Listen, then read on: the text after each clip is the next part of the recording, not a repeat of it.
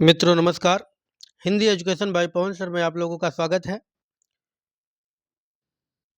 इसमें हम लोग प्रैक्टिस सेट 2 का भाग 1 पढ़ने जा रहे हैं। आइए देखते हैं। UP TGT PGT Hindi practice set 2 का भाग 1। आइए देखते हैं। प्रस्तुत पंक्तियों के रचयिता हैं, देखें। प्रेम निकेतन श्री बनहि आई गोवर्धन धाम, लहो शरण चित चाहि के जुगल स्वरूप ललाम। यह किसकी रचना है? तो ध्यान रखिएगा, यह रसखान की रचना है। किसकी रचना है? रसखान की रचना है। अगला क्वेश्चन, मधुमालती के रचनाकार हैं। तो मधुमालती के रचनाकार मंझन है। कौन है? ए नंबर हमारा सही हो जाएगा। मधुमालती के रचनाकार मंझन है। अगला क्वेश्चन, भक्तिकाल की कृष्ण भक्ति काव्य धारा में परंपरा नहीं है। भक्तिकाल की कृष्ण भक्ति काव्य धारा काव्य परंपरा में नहीं है। कौन नहीं है? सूरदास जी हैं, परमानंद दास जी हैं, नंददास जी हैं, सुंदरदास नहीं हैं। सुंदरदास निर्गुण भक्ति शाखा के कवि हैं। तो हमारा सी नंबर सही हो जाएगा। अगला क्वेश्चन, सुंदरदास जी के बारे में ध्यान रखिएगा। कहा जाता है कि सुंदरदास जैसा नाम था वैसा सुंदर थे भी, और बहुत ही पढ़े लिखे। उस समय संत कवियों में सबसे ज्यादा पढ़े लिखे सुंदरदास जी थे। अगला क्वेश्चन, निम्नलिखित वाक्यों में से किसमें बहुवचन का प्रयोग हुआ है? तो किसमें बहुवचन का प्रयोग हुआ है? लड़का कहता है, लड़के ने कहा, लड़के लड़के से कहते हैं, इसी में बहुवचन का प्रयोग हुआ है। ध्यान रखिएगा, लड़के लड़के से कहते हैं। सी नंबर सही हो जाएगा। अगला क्वेश्चन, हिंदी साहित्य में प्राचीनतम आत्मचरित्र किसका है? तो सबसे प्राचीनतम आत्मचरित्र जो है, आत्मकथा, पहली आत्मकथा अर्धकथा को माना जाता है। किसको माना जाता है भैया? अर्धकथा को। बनारसी दास जैन कृत अर्धकथा को पहली आत्मकथा भी माना जाता है। तो ए नंबर हमारा सही हो जाएगा। अगला क्वेश्चन देखें। कलम का मजदूर, कलम का मजदूर किसकी रचना है? तो कलम का मजदूर मदन गोपाल की रचना है। कलम का मजदूर मदन गोपाल। कलम का सिपाही किसकी रचना है? कलम का सिपाही तो अमृत राय की। किसकी है? अमृत राय। कलम का सिपाही प्रेमचंद के लिए लिखा गया। कलम का मजदूर भी प्रेमचंद के लिए लिखा गया। और प्रेमचंद घर में, यह किसकी रचना है? तो प्रेमचंद घर में, यह प्रेमचंद की पत्नी शिवरानी देवी की रचना है। शिव रानी देवी की रचना है। प्रेमचंद घर में प्रेमचंद की पत्नी थी, उन्होंने आत्मकथा में लिखा प्रेमचंद घर में। ध्यान दीजिएगा, तीनों रचनाओं को ध्यान दीजिएगा। अगला क्वेश्चन देखें। सत्य कथन के स्थान पर असत्य कथन हो तो कौन सा अलंकार होता है? सत्य कथन के स्थान पर असत्य, ध्यान रखिएगा, सत्य कथन के स्थान पर असत्य कथन हो तो कौन सा अलंकार होता है? तो वहां अपनहुत अलंकार होता है, अपनहुति। अगला क्वेश्चन, भाषा योग वशिष्ठ के रचनाकार हैं। भाषा योग वशिष्ठ भैया ए नंबर हो जाएगा। राम प्रसाद निरंजनी की रचना है। किसकी रचना है? राम प्रसाद निरंजनी की। अगला क्वेश्चन, परीक्षा गुरु उपन्यास का प्रथम प्रकाशन कब हुआ था? तो परीक्षा गुरु उपन्यास का प्रथम प्रकाशन जो था वो 1882 ईस्वी में, बी नंबर सही हो जाएगा, 1882 ईस्वी में हुआ था। अगला क्वेश्चन, आलवार वैष्णव की संख्या है। तो आलवारों की संख्या 12 होती है। ध्यान दीजिएगा, नयनार, नयनार, नयनार कितने हैं? नयनार 63 हैं, 63 हैं। आलवार 12 हैं। अगला है नाथ। नाथ कितने हैं? 9 हैं, ध्यान रखिएगा। अगला है सिद्ध। सिद्ध कितने हैं? सिद्ध सिद्ध है 84, 84। तो इन सबको ध्यान रखिएगा। अगला क्वेश्चन देखें, परमात्मा का कुत्ता किसकी रचना है? परमात्मा का कुत्ता किसकी रचना है? तो यह मोहन राकेश की रचना है। परमात्मा का कुत्ता बी नंबर सही हो जाएगा। अगला क्वेश्चन, निम्नलिखित में से अपादान पर सर्ग से युक्त वाक्य है। अपादान पर सर्ग से युक्त वाक्य है, तो देखें लिखा गया, हम कान से सुनते हैं, मोहन से उठा नहीं जाता, राम ने अपने पुत्र से नाता तोड़ लिया अर्थात दूर हो गया, तो जो चीज अलग हो जाए वह अपादान होता है। तो सी नंबर हमारा सही हो जाएगा, ध्यान रखिएगा भैया, सी नंबर सही हो जाएगा।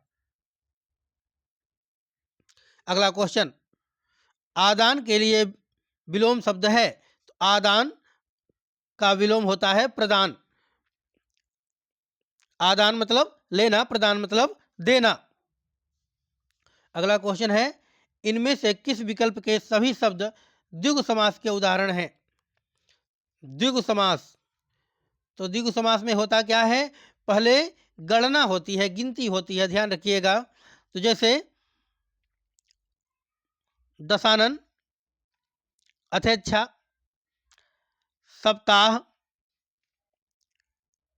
शताब्दी, तो यही है द्विगु समास का। ध्यान दीजिए, बी नंबर सही हो जाएगा। द्विगु समास का उदाहरण है, क्योंकि प्रत्यक्ष ये बेविभाव समास हो गया, चतुर्भुज ये तो द्विगु है। चलो, त्रिलोचप, चप नहीं बल्कि त्रिलोचन होना चाहिए, तो त्रिलोचन बहुब्रीही का हो जाएगा। किसका हो जाएगा भैया? बहुब्रीही का, बहुब्रीही का। तो यही दोनों में द्विगु समास है, अर्थात बी नंबर हमारा सही हो जाएगा।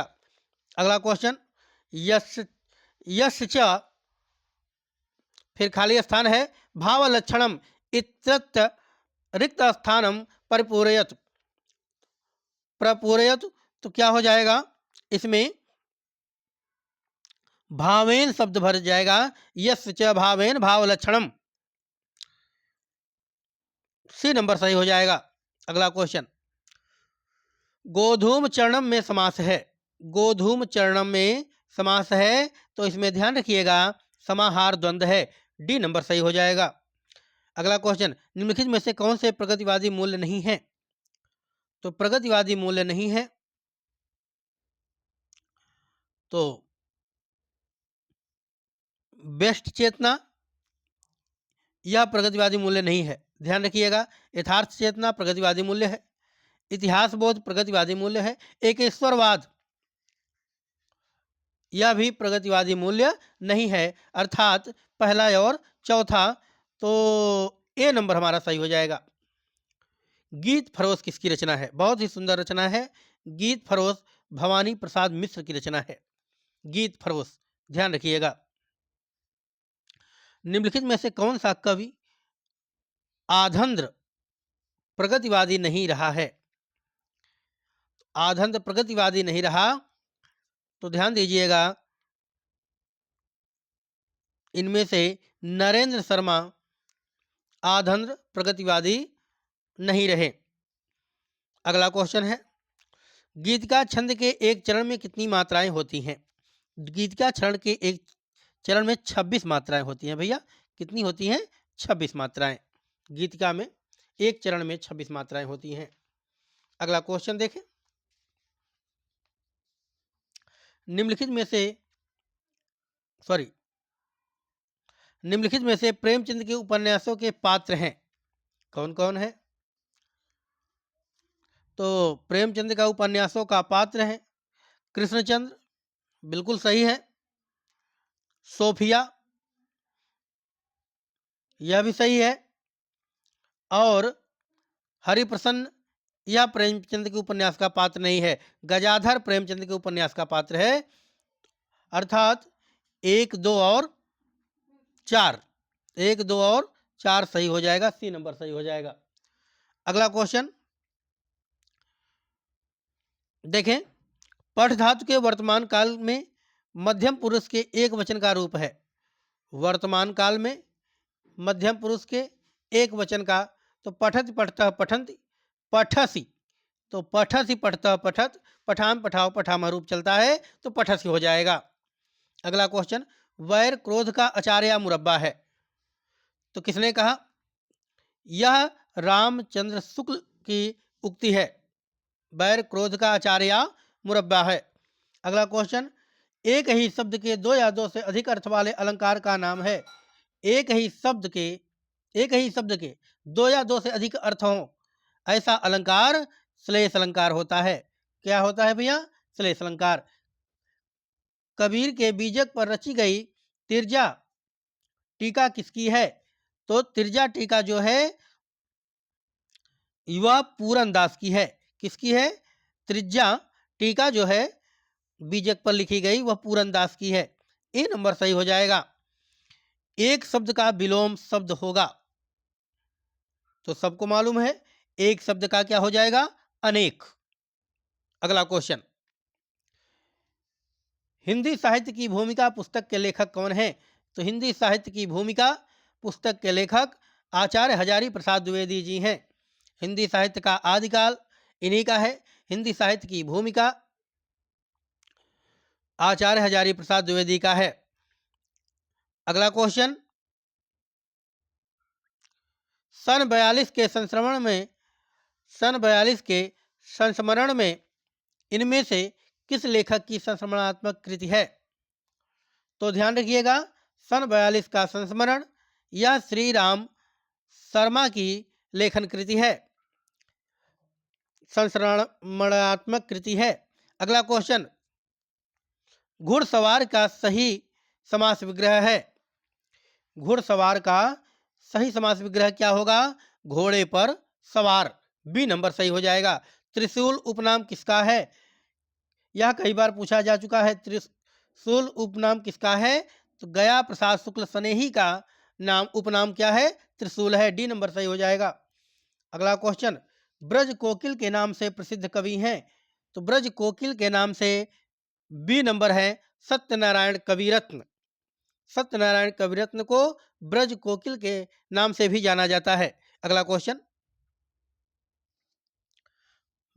वृत्तचित्र डॉक्यूमेंट्री के बारे में कौन सा कथन सही नहीं है? तो कौन सा कथन सही नहीं है?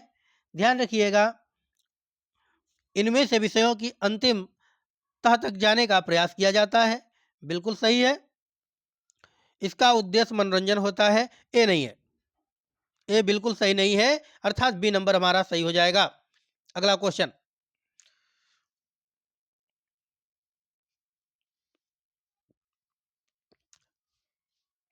देखें, गांव के दोनों ओर रास्ते हैं। तो गांव के दोनों ओर रास्ते हैं, इसका अनुवाद क्या होगा? आइए देखते हैं। ग्रामस्य परितः मार्गाणि सन्ति, ग्रामम उभयतः मार्गो सन्ति, ग्रामम उभयतः मार्गः सन्ति। यही सही हो जाएगा। ग्रामम ग्रामम उभयतः मार्गः सन्ति, अर्थात सी नंबर हमारा सही हो जाएगा। अगला क्वेश्चन, कुछ आप बीती कुछ जग बीती संस्मरण के लेखक हैं। तो कौन है? भारतेंदु हरिश्चंद्र। कुछ आप बीती कुछ जग बीती, तो ध्यान दीजिएगा, प्रसिद्ध नाटककार भारतेंदु हरिश्चंद्र इसके लेखक हैं। अगला क्वेश्चन, अन्यान्य शब्द का संधि विच्छेद होगा। तो अन्यान्य शब्द का भैया हो जाएगा अन्य प्लस अन्य, अन्य प्लस अन्य, अन्यान्य का हो जाएगा। अगला क्वेश्चन देखें, सूची 1 का सूची 200 मिलान करना है। तो आइए देखते हैं। कालिदास, एक तरफ रचनाएं दी गई हैं, एक तरफ जो संस्कृत के कवि हैं वो दिए गए हैं। आइए देखते हैं। कालिदास, कालिदास की क्या रचना है? ऋतु संहारम। बिल्कुल सही है, कालिदास की ऋतु संहारम। भवभूत की, भवभूत की रचना है भैया उत्तर राम चरितम। दंडी की 10 कुमार चरितम, ध्यान रखना, 10 से दंडी, 10 से 10 कुमार चरितम, एकदम दिमाग में रखना। बाणभट्ट की कादंबरी बाणभट्ट की रचना है, और श्रीहर्ष की है नैषधीय चरितम, नैषधीय चरितम। तो ऑप्शन नंबर हमारा एक सही हो जाएगा, कालिदास की ऋतु संहारम, भवभूत की उत्तर रामचरितम, दंडी की 10 कुमार चरितम, बाणभट्ट की कादंबरी, श्रीहर्ष की नैषधीय चरितम। अगला क्वेश्चन, मैं रथ का टूटा हुआ पहिया हूं लेकिन मुझे फेंको मत, किसकी रचना है? मैं रथ का टूटा हुआ पहिया हूं लेकिन मुझे फेंको मत, यह धर्मवीर भारती की रचना है। अगला क्वेश्चन, लघु मानव की धारणा, लघु मानव की धारणा किसकी प्रवृत्तिगण विशेषता है? तो ध्यान रखिएगा, यह नई कविता की प्रवृत्तिगण विशेषता है, लघु मानव की धारणा। अगला क्वेश्चन, मानक हिंदी व्याकरण में कारक वह व्याकरण कोट का है जो, देखें, कार्य संपादित करने वालों की सूचना देती है, संज्ञा या सर्वनाम के कार्यवाची प्रकार को बतलाती है, उद्देश्य और विधेय पदों को जोड़ती है, कारक के संज्ञा अथवा सर्वनाम पद का क्रियापद से संबंध व्यक्त करती है। बिल्कुल यही सही हो जाएगा, डी नंबर। कारक वह व्याकरण कोड का है कि संज्ञा अथवा सर्वनाम पद का क्रियापद से संबंध व्यक्त करती है, ध्यान रखिएगा भैया। अगला, इंग्लैंड से प्रकाशित होने वाले पत्र का नाम है, इंग्लैंड से प्रकाशित होने वाले पत्र का नाम हिंदुस्तान है, हिंदुस्तान, क्या है? हिंदुस्तान। अगला क्वेश्चन, इन्हें आरोही क्रम में काल क्रमानुसार निर्धारित करना है। तो सबसे पहले जो पत्रिका छपी वह है उदंड मार्तंड, उसके बाद प्रजा मित्र, फिर प्रजा हितैषी, फिर हरिश्चंद्र मैगजीन। तो ध्यान रखिएगा, ए नंबर हमारा सही हो जाएगा।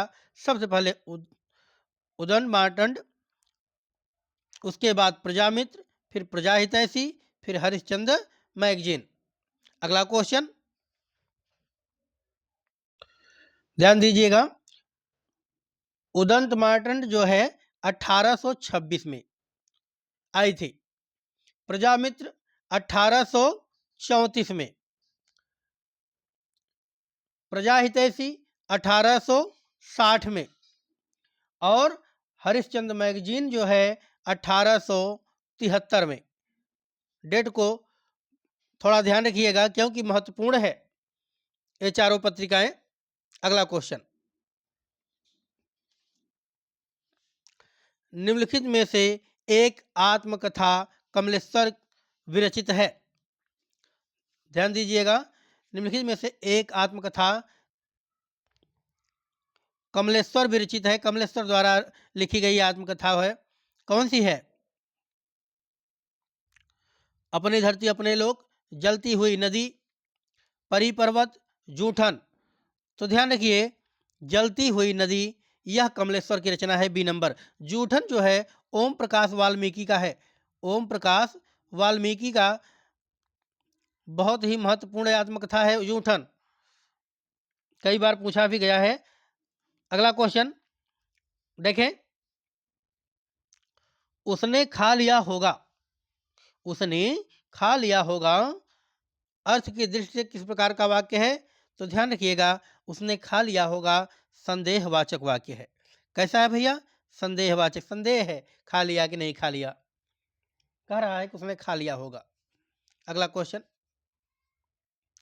रेडियो में से किसी कार्यक्रम के आरंभ और अंत की सूचना देने कार्य किसके माध्यम से होता है? देखिए, रेडियो में किसी कार्यक्रम के आरंभ और अंत की सूचना देने का कार्य किसके माध्यम से होता है? तो उद्घोषणा के माध्यम से होता है। किसके? बी नंबर सही हो जाएगा, उद्घोषणा के माध्यम से। न रहेगा बांस न बजेगी बांसुरी। लोकोक्ति का अर्थ है भाई न रहेगा बांस न बजेगी बांसुरी, न कारण होगा और न कार्य, दोनों नहीं। भाई कारण ही नहीं होगा तो कार्य ही नहीं होगा। अगला क्वेश्चन, विद्यापति की कौन सी रचना अभी तक संपादित होकर प्रकाशित नहीं हुई है? तो ध्यान रखिएगा, कीर्तिलता, कीर्ति पताका, पदावली।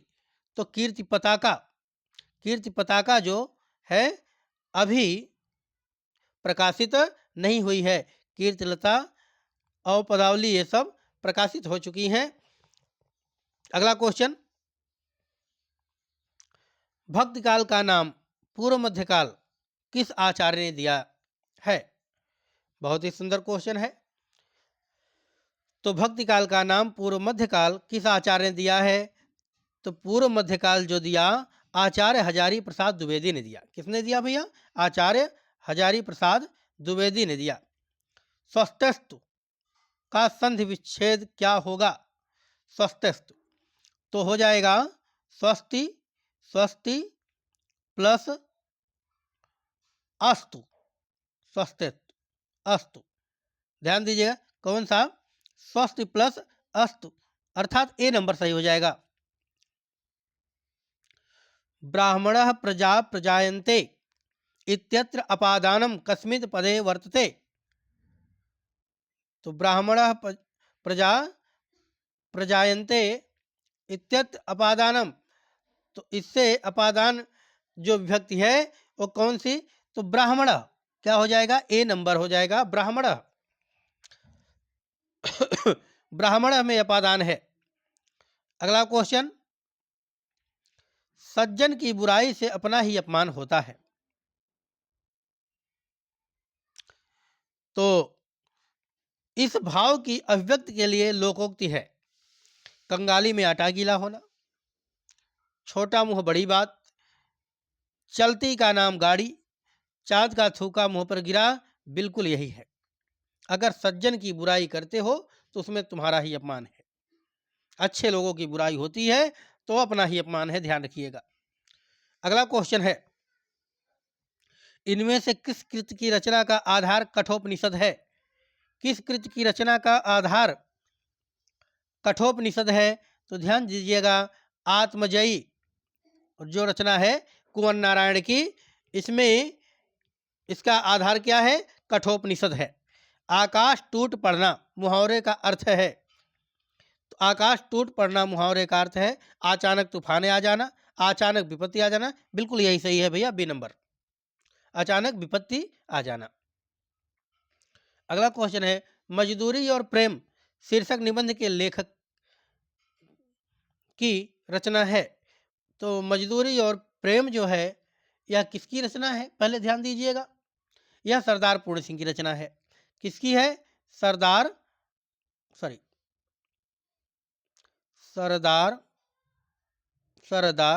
पूर्ण सिंह की रचना है।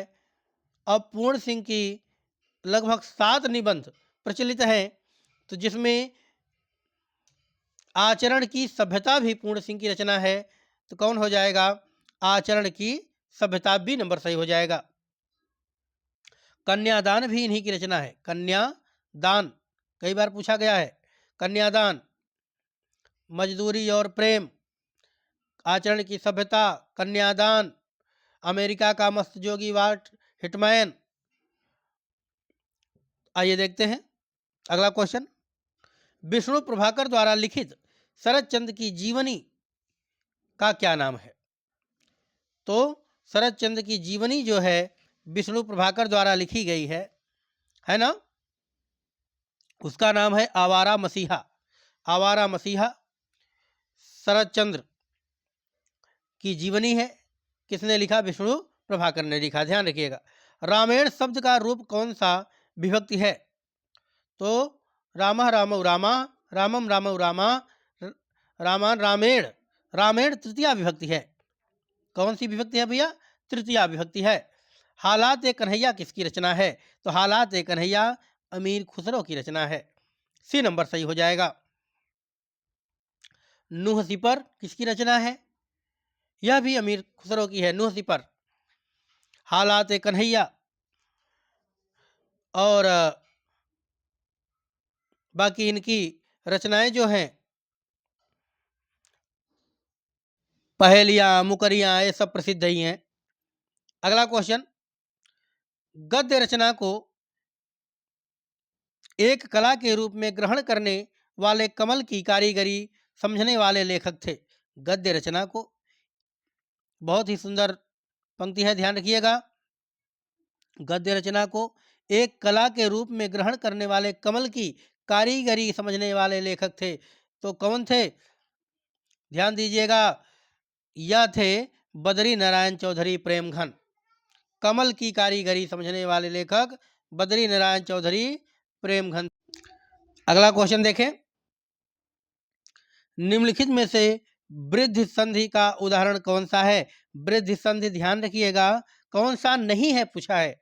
तो कुल मिलाकर के औ की मात्रा अगर लगी हो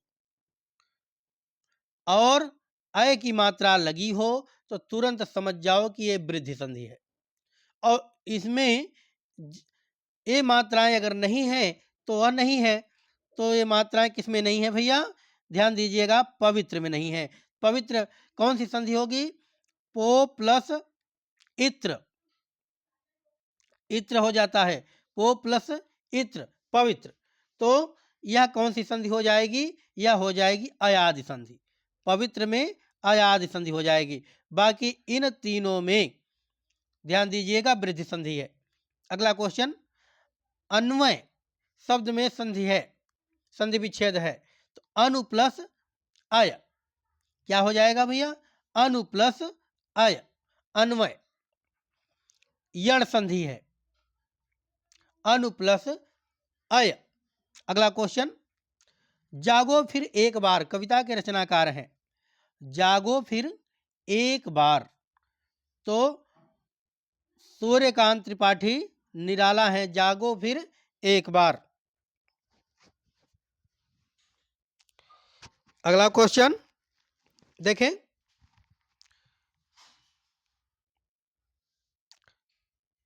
टॉस युवा भारतीय टीम ने जीता और बल्लेबाजी प्रारंभ की। क्या कहा? टॉस युवा भारतीय टीम ने जीता और बल्लेबाजी प्रारंभ की। उपयुक्त वाक्य में उद्देश्य को किस विकल्प में प्रदर्शित किया गया है? तो किस विकल्प में प्रदर्शित किया गया है? देखें,